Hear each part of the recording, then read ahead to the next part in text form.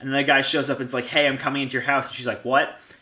And he's like, I'm coming into your house. What? You're gonna what? And then hijinks ensue.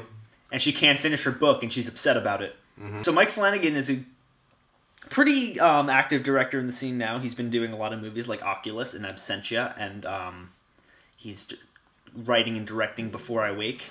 He's a pretty talented writer-director that I'm a fan of a lot of his work. I'm really looking forward to Ouija 2. He's writing and directing Ouija 2, and it's upsetting me. This was the newest addition to his ever-growing pile of work, and I thought this was a pretty solid entry, honestly. I think of all his writing, I think this is probably one of the stronger ones. I told you, I'm guilty. I'm guilty of judging a movie by its name, and I heard the name Hush, and I was like, But it really surprised me. So yeah, this movie was I was a fan of this one and how it ended up turning out because he's oftentimes I feel that he's a stronger director than he's a writer, but this in terms of his writing was the most solid entry I've seen from him so far. As far as home invasion movies go, it's rather good. Oh, there's a general sense of very uneasiness. It's a really tense movie. Yes. Oh yeah. And his cinematography and his directing, he's just really good. His lighting is excellent. Yes. I love the way he lights his films. It's really, really impressive. And it's edited very well, and the use of sound in this movie is really, really cool. I found this one to be really impressive. I was really surprised, because it's pretty much just a solid home invasion movie. It's not really trying to be much more than that. It was straight to Netflix, too, wasn't it? Yeah, straight to Netflix. That's the equivalent to straight to DVD a lot of the times. Where Yeah. I heard nothing of it until I logged onto my Netflix. Oh, your Netflix. I steal your Netflix. I heard nothing of it until I logged on. Yeah. He's an enabler. But yeah, I heard nothing of it before I logged on and saw the advertisement for it. That's the thing. I didn't really hear anything about this movie at all until about 3 days before it came out. And that's just because I've been spending a lot of time on the horror Reddit. I find a lot of more underground stuff, and this is one of the trailers that I just watched, and I was like, ooh, this sounds cool. And I found it was coming to Netflix on Friday, so I watched it.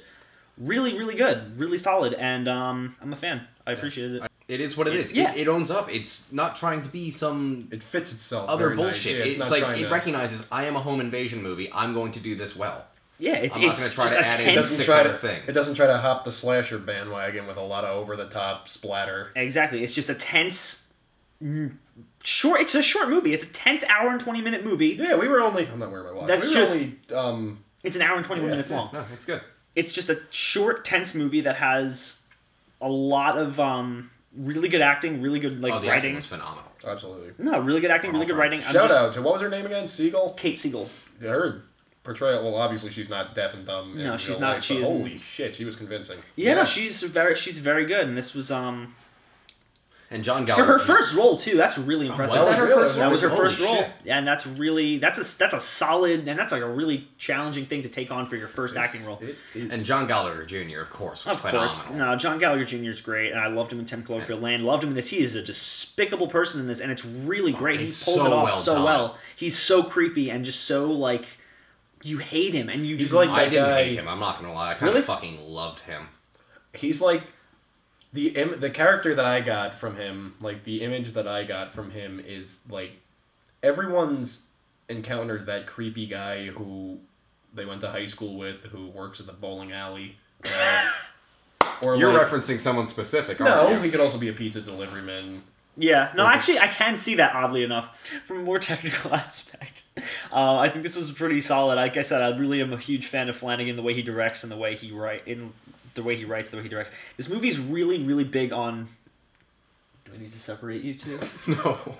This movie's really big on visual storytelling, and it really does a good job at that. There's just certain things, little things that a character will do, or little things that you'll see, a little detail you'll see in the scene that gives a lot of backstory without actually saying anything. There's one scene with glass just falling in the background, and it's hard to even tell it's glass. That you notice when she's under the porch and the little things like that, like her just reaching up and touching the top of the porch to feel the vibrations of where he's walking, or the little notches etched into the crossbow.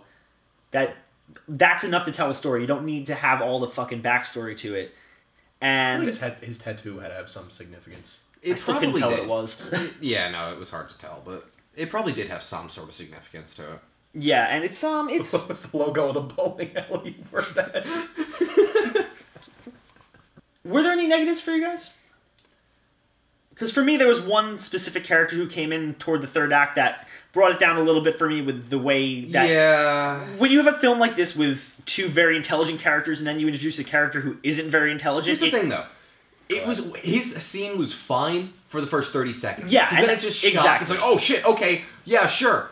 And then they dragged it out for 2 minutes. There was just like, by this point, there was a character. If he's not an idiot, he'll know. There was a character who wasn't very intelligent toward the beginning of the third act that brought the movie down a bit for me, but.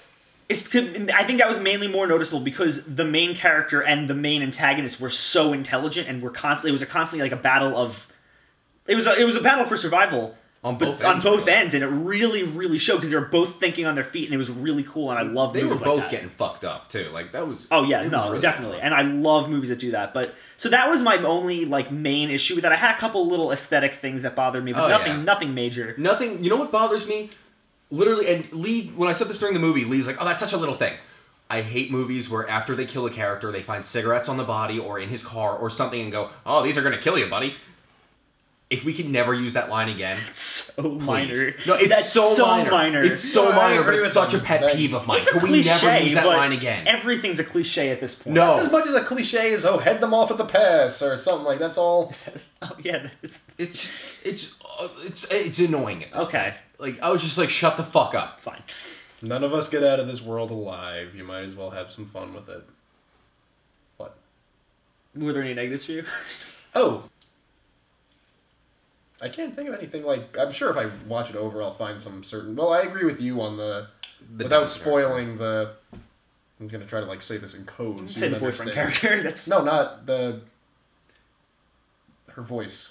Oh, the aesthetic thing that I was... Yes. Yeah, that bothered me a little bit, but that wasn't anything. No, but yeah, all the shit that I could have anything complain about is so minor.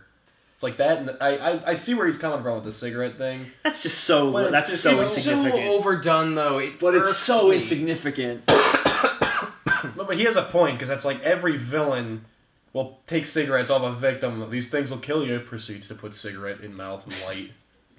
Mike Flanagan's just a great director. He really is. He's just jerking him off. You know what? I will suck his metaphorical cock at this point. He has not let me down in terms of his direction yet. No, he's a really great horror director. He knows how to light his movies. He knows how to cut them. He knows how to frame a shot and just the cinematography in all his films is so great. His cinematography is good. I'll give him that. It's cinematographized. Yes. Yeah, that. So yeah, no, this is a really just well-made movie. Technically, it's a really well-acted movie. Short and sweet, best way I could describe it. Short and sweet, perfect. Good. Things like that I really was a fan of in this movie. Like just little details that the way characters acted, the way that it was very well directed, very well cinematographied.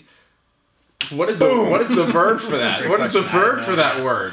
The cinematography was great. I don't know the verb for it. Cinematography was great. Cinematographized. Yes. I don't think any of these are words. Patented. The cinematography was great. The editing was really solid. I didn't really want to talk about spoilers of this movie. I feel like it's better off for if you just sit and watch it. It's a short film and it's really solid, and it's a good way to spend a tense hour and less than an hour and a half. Just go sit down, turn your lights off, and watch it, and it's really good. Make some stuff. Although we're not going to talk spoilers, but something I do want to see if anyone does get involved in this video. I know we've had people comment in the past. What do you think the ending meant? Yeah, I'm not going to go beyond that, see. because me and him have different opinions. had a little bit of a discussion. Maybe we'll do a discussion video about it later down the road somewhere. Maybe, if this gets enough attention. Yeah, but, do let us know what you think the ending meant, because that's actually something we were discussing a bit afterwards, and there could be some different interpretations of it. So, that's good. Ratings? Quick blowjob. No, well, why don't you start? You've seen I'll it twice. Start. Yeah, it's my second minute. I'm gonna say an A-. I think it was really solid. The only issue that I really took with it wasn't enough an issue to bring it below an A, like in the A range. So A- for me. I'll go ahead and say B+. It was a lot of fun. I was gonna go with B+ too. Oh. So yeah, that's pretty much Hush for you. Yeah. It was a fun home invasion movie. If you got Netflix, check it out. I think it's on video on demand too. If you like the three of us, you like him mostly. That one. Because he'll be around at some point, maybe again. Don't do that. He's a nice boy. I have lice. No, you don't. You sure about that? Yeah, positive.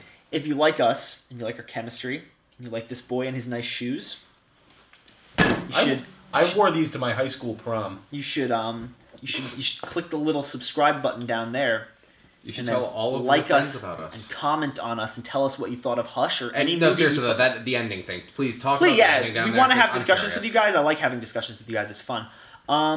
And yeah, so like and comment and subscribe, and then tell your friends about us because we want to tell more people about our opinions on movies. So go watch Hush. It's really good. And we'll be back soon with some more crazy reviews for you guys. He's gonna suck Mike Flanagan's dick.